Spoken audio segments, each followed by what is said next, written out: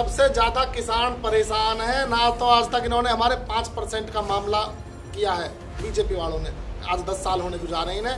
क्या 450 का सिलेंडर महंगा था या 1200 का सिलेंडर सस्ता है?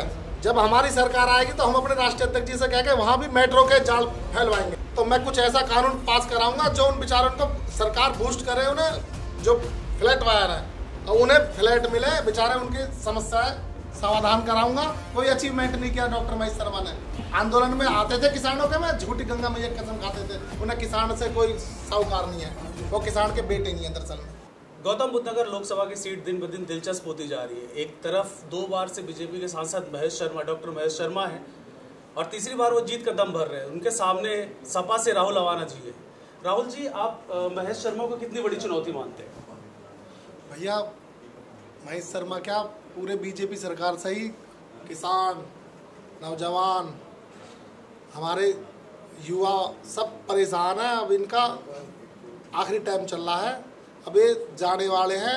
इनका जो झूठ का जो रास्ता है उनसे जनता समझ चुकी है। अब इनके झूठ फरेब ज़्यादा नहीं चलेंगे। सिर्फ और सिर्फ ये हिंदू मुसलमान में इल्जाम है, अब लोग समझ रहे हैं।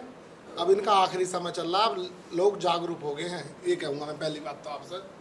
अब फिर ये है कि किसानों की आवाज़ कहाँ उठा रहे हैं। अभी हमने करीब 3 साल से नोएडा अथॉरिटी के खिलाफ हम बैठे हैं धरने पे।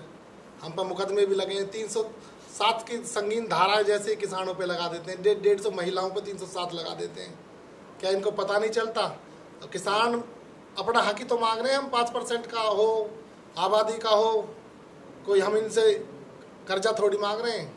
उसमें भी ये ठोक के किसानों पे FIR दर्ज कर देते हैं। और मैं युवा हूँ, मेरे राष्ट्रीय अध्यक्ष जी ने मुझे मौका दिया है, पूरी मजबूती से अपने क्षेत्र की समस्याओं को रोड से लेकर सदन तक उठाऊंगा अगर मुझे जनता ने मौका दिया तो। राहुल जी, क्या आपकी स्ट्रेटजी है? अगर आप जनप्रतिनिधि चुने गए, यहाँ से लोकसभा के मेंबर चुने गए, तो किन किन मुद्दों पर आप जोर शोर से बढ़ चढ़ के काम करेंगे?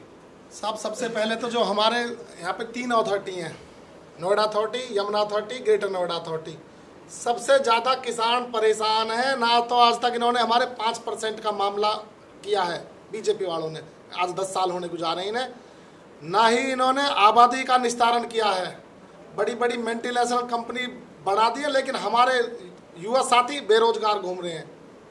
मैं अगर मुझे जनता आशीर्वाद देगी तो सबसे पहले जो मेरे युवा साथी, मेरे जो व्हाट्सएप और फेसबुक चला रहे हैं, उन्हें मल्टीनेशनल कंपनी में जॉब दिलाऊंगा। उनका अधिकार पहले रखवाऊंगा मैं।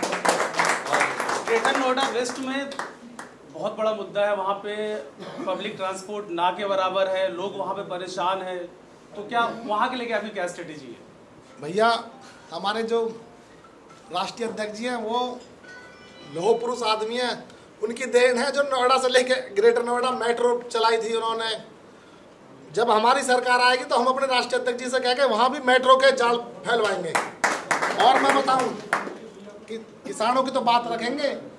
जो इस हमारे ज़िले में फ्लैट्स वायर हैं, जिन्होंने बेचारों ने फ्लैट ले रखे हैं, अपनी ज़िंदगी की पूरी पूंजी लगा दी है बिल्डरों को, और बिल्डरों उनके फ्लैटों को पूरा नहीं कर पा रहे हैं। बेचारे बीच में वो बैंक का ब्याज भी भर रहे हैं, वो किराए पे भी रह रहे हैं। सरकार बनेगी तो मैं कुछ ऐसा कानून पास कराऊंगा जो उन बेचारों को सरकार बूस्ट करे, उन्हें जो फ्लैट वायर है और उन्हें फ्लैट मिले, बेचारे उनकी समस्याएं समाधान कराऊंगा।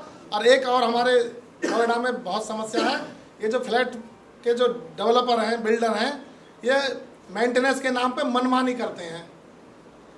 एक बार जब इन्होंने मेंटेनेंस लेंगे तो लेंगे, लेकिन बड़ी जायज लेंगे, अपनी इनकी मनमानी नहीं चलने देंगे। इनकी मनमानी भी खत्म करेंगे हम बिल्डरों की सरकार।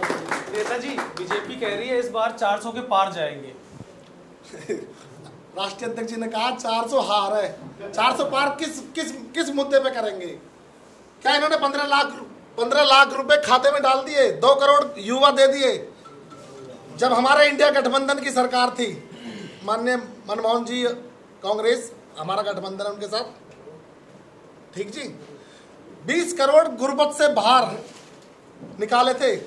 आज इन्होंने 30 करोड़ और गुर्बत में डाल दिए हैं। क्या 450 का सिलेंडर महंगा था या 1200 का सिलेंडर सस्ता है? वो सिलेंडर ये देखता है कि हिंदू के लिए 450 का है, मुसलमान के 1200 का है। वो हिंदू के लिए भी 1200 रुपये का है, वो मुसलमान के लिए 1200 का है। दुनिया भर के इन्होंने, हमारे जो बड़े बूढ़े ने मेहनत करके एसेट बनाए थे, चाहे वो इंडियन रेल थी, सेल थी, भेल थी, सब बेच ही रहे हैं। अरे एक हमारे डॉक्टर महेश शर्मा बड़े उससे कह रहे हैं, मैं यहाँ जेवर एयरपोर्ट लाया हूँ। क्या जेवर एयरपोर्ट लाए? जिस दिन बन जाएगा उस दिन मोदी अडानी को दे देंगे।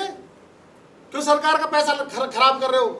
सारे अडानी को और अंबानी को, अडानी को बेच दिया इन्होंने एयरपोर्ट। जब फिर हमारे टैक्स का क्यों पैसा लगाओ? सीधे उन्हें दे दो। इन्हें पहले कोई अचीवमेंट नहीं किया डॉक्टर महेश शर्मा ने।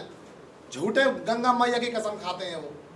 हम आंदोलन में आते थे किसानों के में, झूठी गंगा मैया की कसम खाते थे। उन्हें किसान से कोई साहूकार नहीं है, वो किसान के बेटे नहीं है। दरअसल मैं किसान का बेटा हूँ। किसानों की लड़ाई सड़क से लेके संसद तक लड़ूंगा। और मैं बताऊंगा आपको भैया, ये 307 के मुकदमे से हम डरे ना, कितने लगा ले। एक मेरे रोड शो से इतनी डर गई, अब हिंदुस्तान में पहला आचार संहिता का मुकदमा मुझ पे लगा दिया। इतने डर गए एक रोड शो से मेरे से। अभी तो ट्रेलर है, फिल्म अभी बाकी है, बताऊंगा। आपके पार्टी में फूट की बात भी सामने आ रही है। पहले महेंद्र नागर जी को टिकट दिया गया था, अब आपको कैंडिडेट चुना गया, इस पर कुछ बोलना चाहिए? देखिए, हमारे डॉक्टर साहब का सम्मान है, वो हमारे पिताजी के उम्र के हैं, लेकिन जो हमारे राष्ट्रीय अध्यक्ष जी का आदेश होगा वो हमें सर्व पालन करना होगा। जो फूट कुछ नहीं है, ये हमारा बहुत बड़ा कुनबा है।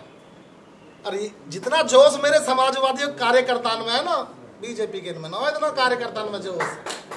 बड़ा कुनबा है, बड़े कुनबा में थोड़ी ये भाषण बजे हैं, ये बज रहे हैं, ये ठीक हो जाएंगे, सब समय मना लेंगे हम। और हमारे कोई फूट नहीं है हमारी पार्टी, ये सब झूठ चल रही है। आपको बहुत बहुत शुक्रिया, धन्यवाद।